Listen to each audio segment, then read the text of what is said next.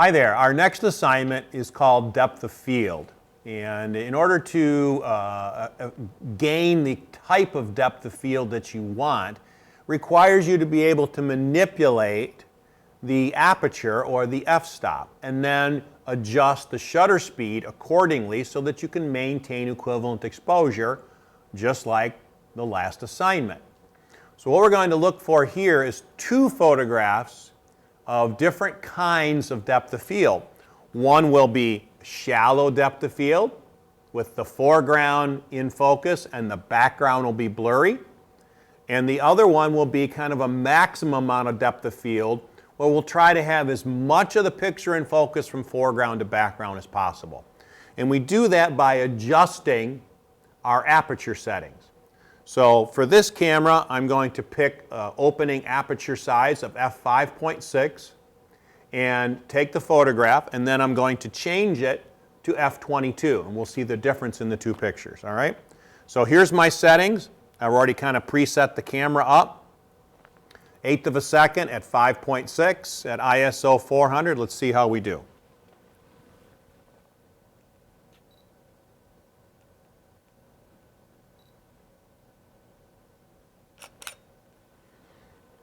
That's a little overexposed, but as you can see by looking at this photograph, the lens in the foreground is sharp and the camera body in the background is blurry, and that is shallow depth of field. All right, so now we're going to change that and go to f22, and let's see if we can't get both of those in focus.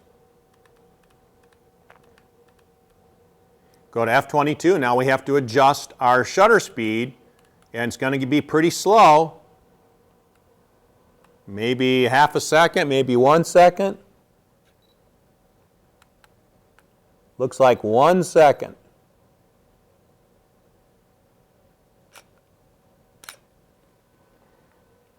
Let's see how we did. Well, it's not the greatest picture in the world because I wiggled too much when I took the picture at 1 second. So we're going to have to get a tripod and shoot this again. Okay, you can see now that I've gotten a tripod out and put the camera on the tripod so that we can do this depth of field assignment again, and I won't have to worry about that long shutter speed of 1 second and having a blurry or a fuzzy picture because now I'm on a tripod, so I don't have to worry about it. One of the little things we have to remember to do when you put these cameras on a tripod, if they have an image stabilizer on them, you need to turn the stabilizer off. The stabilizer hunts for movement, and sometimes if it doesn't see movement, it imparts some of its own adjustment in the image, and thus it will make it blurrier. So you have to turn the image stabilizer off. Okay? So we're at 1 second, f22. Let's get our focus point right on that lens, and now let's take this picture.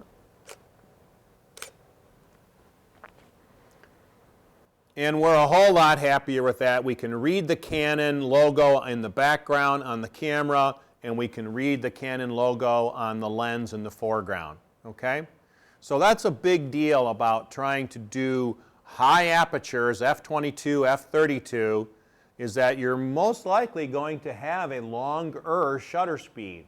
And when you get a longer shutter speed like that, the opportunity for movement, camera movement, is great, and the result will be, you know, some blurry or less than sharp pictures, which you won't be happy with. And of course, as your instructor, neither will I. So tripod's a big deal. It's important to keep the camera still when we're taking pictures, especially when we get those long shutter speeds.